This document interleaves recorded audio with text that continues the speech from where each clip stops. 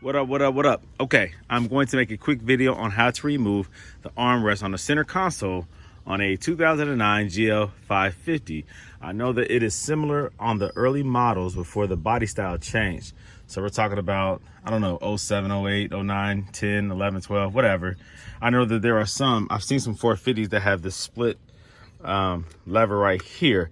So I'm going to assume it's similar still on how to remove, the process on how to remove this is similar. So the reason why am I removing it? Well, the reason why I'm removing it is because of this.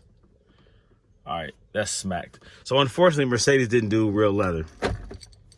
And it splits just like that. It cracks like the Sahara Desert. I hate it. I don't know why they did that, but they did it. Being cheap, like all these other car manufacturers, cutting corners, and this is the kind of crap that happens. So imagine somebody who spends all this money on this car and then finds out that it's not even real leather right there. Ah, that would piss me off. Look at it. It hurts my wife's elbows. This is my wife's GL550, by the way. All right, so I have a replacement. I bought it off of eBay. It's not torn up yet.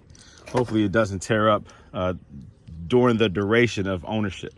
Let's see. So how do you remove this? Well, it's pretty easy. Pretty easy. I already disassembled it, but I'm going to go over it again. You know, that's typically how I do it. I usually get the going and then realize, oh, I didn't even record the process. So obviously you lift this up. All right, this right here has to be removed. This pops off, goes forward. All right, you can kind of lift up a little bit, but it pops and goes forward. I use a flathead screwdriver to manipulate that, such as this. All right, a little small little flathead. Now it does help to have these tools right here. These tools right here are essential if you're taking body panels and interior moldings and things of that nature apart. They have a variety of different sizes. It allows you to effectively, without scratching it, because this is hard plastic and not metal.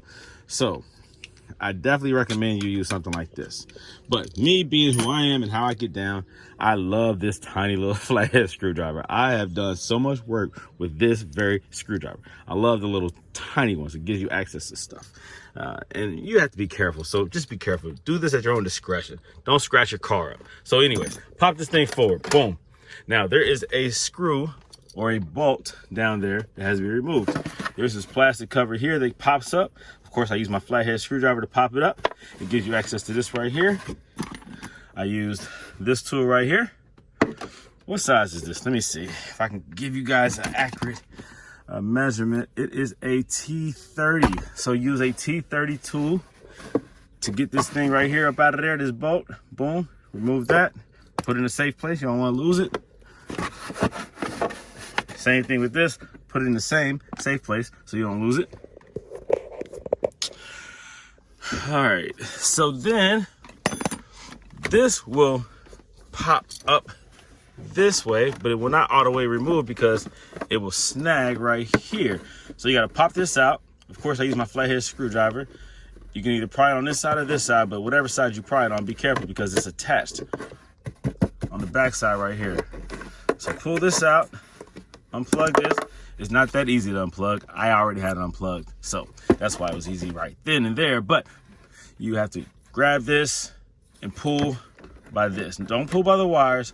Pull by this, the exposed part of the plug, and pull it out slowly and get it up out of there. All right, don't break that cord or those wires. All right, so that's out the way now. So now this right here moves freely and it easily comes up and out the way. There still is another connection for this right here, for that communication button right there. You do not have to unplug it. Now that that's out the way,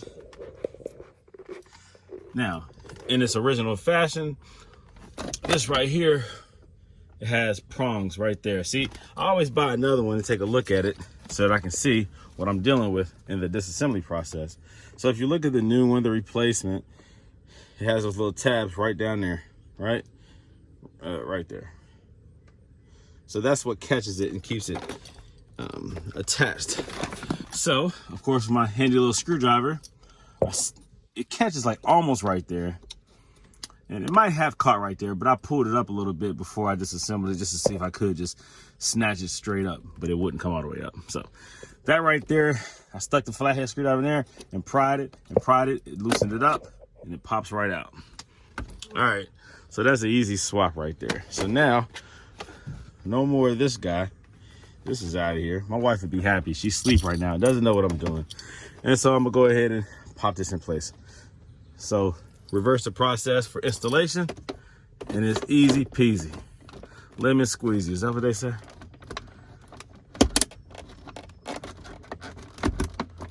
All right, pops right in there as so. It barely catches right there. I mean, barely catches. Where it catches, you probably can't even really see, but it catches. All right, so that's in place now. And then go ahead and just reverse the process, like I said, for installation.